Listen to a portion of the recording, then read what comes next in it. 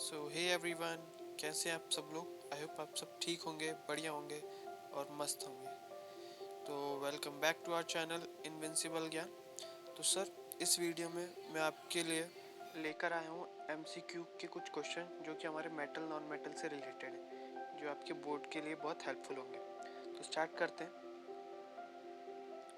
Sir, सबसे पहला question है कि देखो, सभी मेटल सॉलिड होते हैं पर एक मेटल है जो कि लिक्विड होता है। तो सर वो आप बताइए कौन सा है।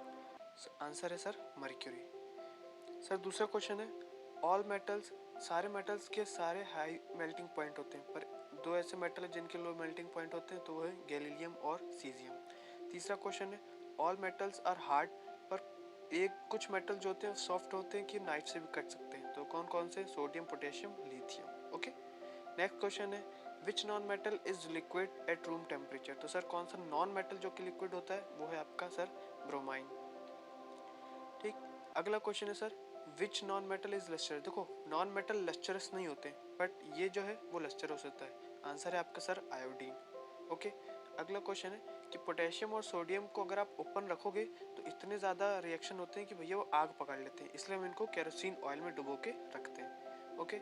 नेक्स्ट क्वेश्चन है सर कि एनोडाइजिंग प्रोसेस होती है वो क्या होती है।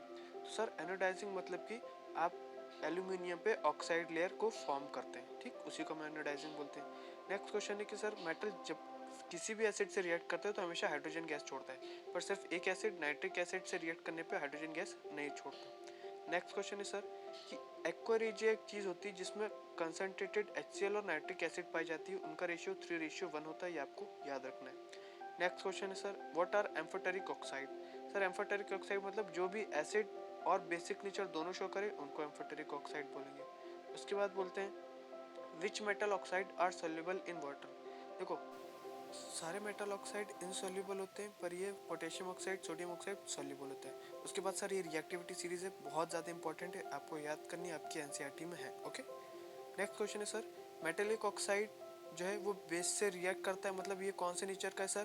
तो मेटेलिक ऑक्साइड आपके बेसिक नेचर के हैं, मतलब बेस से रिएक्ट नहीं करते हैं इसलिए बेसिक नेचर के हैं। उसके बाद सर नेक्स्ट क्वेश्चन है कि सल्फाइड ओर को हम ऑक्साइड में बदलते हैं स्ट्रॉन्ग हीटिंग देके, एक्सेस ऑफ एयर में। सर उसको हम कौन सी प्रोसेस बोलेंगे, रोस्टिंग। नेक्स्ट है कि सर कार्बोनेट ओर को भी हम ऑक्साइड में बदलते हैं स्ट्रॉन्ग हीटिंग देके, उस प्रोसेस को हम क्या बोलते हैं सर, कैल्सिनेशन। कार्बोनेट कैल्सिनेशन, ऐसे आपको याद रखना है। उसके बाद है सर आयरन ऑक्साइड, जब एल्यूमिनियम से रिएक्ट करता है तो हम उस रिएक्शन से रेलवे ट्रैक को जोड़ते हैं, उसको हम बोलते हैं सर थर्माइट रिएक्शन। नीचे लिखी है, आपको याद रखनी है। थर्माइट रिएक्शन सर जो हमने पहले देखी वही है, जो कि होती है सर डिस्प्लेसमेंट रिएक्शन और एक्सोथर्मिक रिएक्शन दोनों, जो कि आई होप आपने चैप्टर 1 में अच्छे से पढ़ा होगा। अगला है कि सर सिल्वर जब रिएक्ट करता है सल्फेट के साथ एयर में तो ब्लैक कोटिंग बना लेता है, उसको हम क्या बोलते हैं सर, सिल्वर सल्फाइड। इसी प्रकार कॉपर जब कार्बन डाइऑक्साइड से रिएक्ट करता है तो ग्रीन कोटिंग बना लेता है और उसको हम बोलते हैं copper carbonate. Okay. Next question बोलता है कि रस्टिंग ऑफ आयरन से हम भैया किस किस चीज़ से प्रिवेंट कर सकते हैं। तो जितने भी मेथड लिखे हम इन सभी को लगा के हम आयरन को रस्ट होने से बचा सकते हैं। ठीक।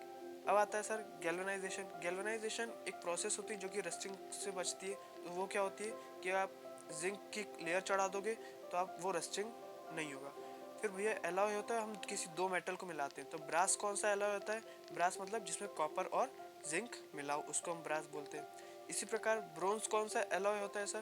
तो ब्रोंज जब दो मेटल मिले हो, मतलब कि कॉपर और टिन आपका जब मिला हो तब हम उसको बोल देंगे कि ब्रोंज। इसी प्रकार सोल्डर एक एलॉय होता है जो कि वेल्डिंग होता है, इलेक्ट्रिकल वायर्स में यूज होता है। इसमें कौन कौन से दो मेटल मिले, तो वे सर आपका लेड और टिन।